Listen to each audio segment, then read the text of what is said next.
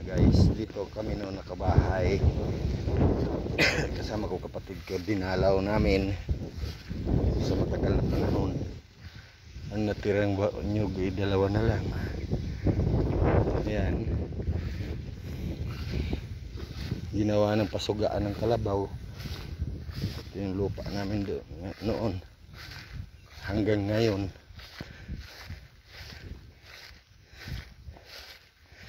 Ito yung halaman ng nanay. Kasi dito kami nung nagbahay. Ayan yung halaman pa nanay ho. Dito.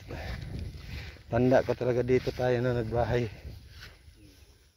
Ito yung sa may kulungan ko noon ng ano, yung green dab. Grabe. Tagal ang panahon. May tanda ko niyo may malaking puno diyan yung ipil. 'Di ba? Pinutol na no? Alang na. Ah, alang na. Wow. May laya siya oh. May buko pa. Ay, hindi ka man nagpamahaw. Sabaw. Ay, mas lalo na, madagdag ang abo mo. Mere nga ni ano para pangbulong yan sa ano.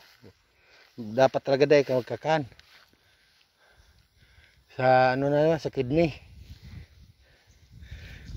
Bait yung kalabaw, lumalapit. Baka mamaya gawing juicy fruit yung damit mo. Alis dyan, mahulugan ko. Mahulugan ka, ana. Basag yung ulo mo sa nyug. Dito kami noon nagbahay ho. Tapos punta doon.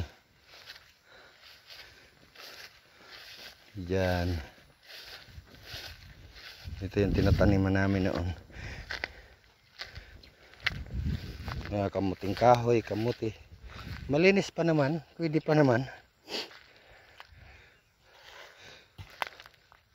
Ayan o. Grabe, sukal na. Pero papalinisan ko ulit, patataniman ko ulit ko ng nyug. Gagastasan natin ulit to para manumbalik sa dati. Nag-harvest yung kapatid ko ng nyug. Nag-harvest siya.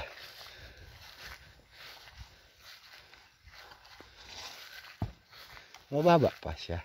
Hindi pa naman pala siya masyado mataas. Okay guys, hanggang dito na lang.